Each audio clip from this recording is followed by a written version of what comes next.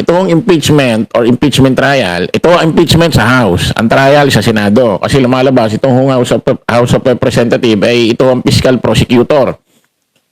Ang korte, ang korte yung Senado. Kumbaga parang nagdemanda ka dyan sa kapitbahay mo. Halimbawa, dinimanda mo yung kapitbahay mo. Dahil pinagkakalat, meron kang baktol. Punta ka ng prosecutor ng inyong lungsod. Bit-bit mo lahat ng ebidensya, nakatunayan yung kapitbahay mo, kinakalat na meron kang baktol. Nagfile ka ng demanda doon sa prosecutor ng inyong lungsod. Piskal. Yun yung House of Representative. Ikaw nagdemanda sa kapitbahay mo, lumalabas, ito yung mga iba't ibang grupo, individual na nag-file ho ng impeachment laban kay BP Inday Sara Duterte, gano'n.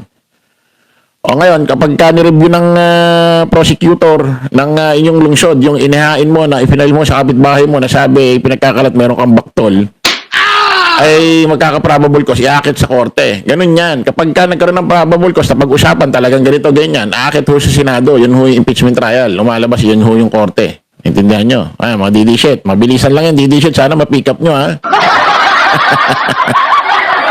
Patangan nyo kasi. Ngayon, ito mga kababayan, ang benefits po nito, mga kababayan, itong impeachment or impeachment trial, mariremove siya sa kanyang opisina bilang Vice President. Ano ibig sabihin? Matatanggal siya sa pagka-Vice Presidente kahit wala pang 2028. Pangalawa, disqualification sa COMELEC sa kahit anong klaseng posisyon na kanyang gustong itakbo. Hanggang sa pinakamababang posisyon ho ng gobyerno as long na binoboto ho ng taong bayan. Tulad ho ng mga kagawad, SK at kung ano-ano pa. Hindi na ho siya makakatakbo for life. Yan ho yung benefits niya. Yan ho yung ikakatuwa natin. Pranggahan na, yan ho yung ikakatuwa natin. Yan yung ikaka-enjoy natin, di ba? Press 1, mga kababayan. Woo! Parang tanga mo. Di ba? Pranggahan na. Di ba? May sasarap pa ba dyan? Di ba? Sa bagay, si Digong nadala na ng ICC, no? Yun lang, sarap na no? Kasi wala pa paano makukulong itong babaeng ito. Yung mga isinampahong kaso sa kanya sa ombudsman. Pwede siya mapakulong yan. Ombudsman, Sandigan Bayan, Korte.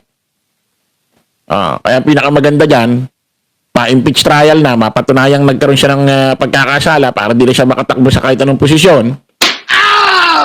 Maganda, maoblo pa. Diba? Magsama sila ni Norman Mangusin. Norman Mangusin, kilala nyo? Yung kumukha ni Amy Mangusin. Anong tanga, no? Yan ho ang benefits niyan, mga kababayan. Kaso sa kasamaang palad, ito hong si BP Inday Sara Duterte na nung mga nakaraang taon, mga nakaraang buwan, ay nagyayabang, nagpapalakas loob. Nagpapalakas loob na sabi niya sa reporter, hindi, may nag-post may nag-share pala, may nag-ano pala sa akin. Hindi ko na, may nag-message sa akin.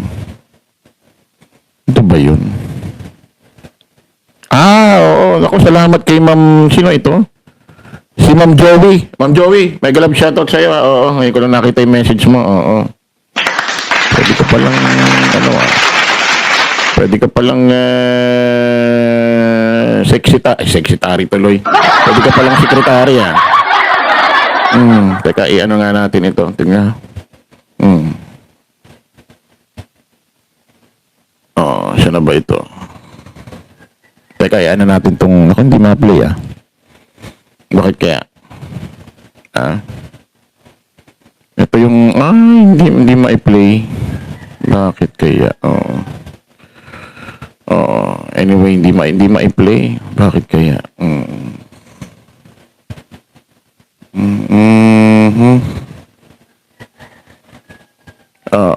Ayan nyo na, hindi ma-play. Nako, naano ko pa.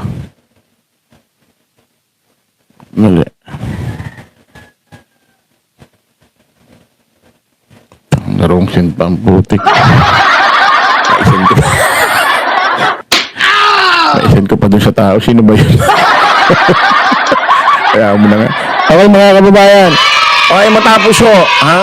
Matapos ho ng kanyang mga pagyayabang na bloodbath daw. Tapos sabi niya pa sa mga reporter, kasi tinanong siya ng reporter, Ma'am Vice President, anong masasabi mo doon sa mga iba't ibang grupo, individual na nagsampa ng impeachment laban sa'yo? Sabi niya ganito, salamat. Kasi gusto ko talaga mapanood yung video na yung mga kababayan. Ilocana Garud, salamat po sa inyong palipad. Hindi gusto ko talaga mabalikan yung video na yun eh. Hindi ko lang mahanap talaga eh. Sino makakahanap nun? I-send nyo nga sa, sa FB page ko na Chris Ulo Sabi nyo, salamat. At na-file na rin sa tamang forum. Nakambuti. Gusto ko talaga mapanood yun. At least, masasagot na rin sa tamang lugar, tamang forum. Salamat, sabi niya.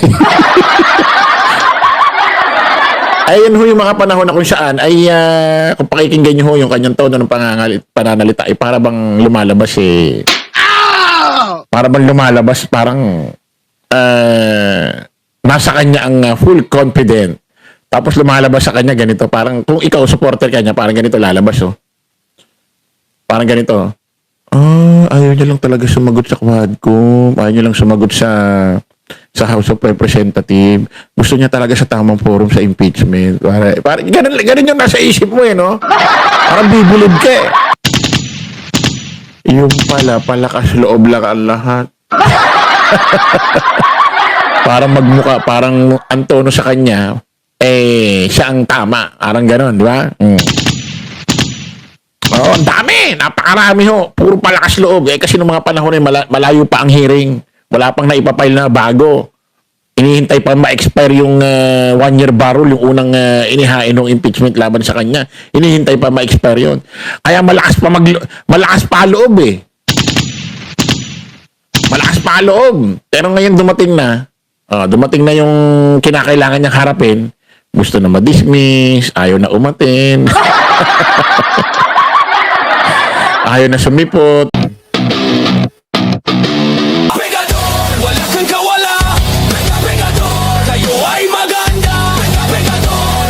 Masama, ang sa inyo bebenga.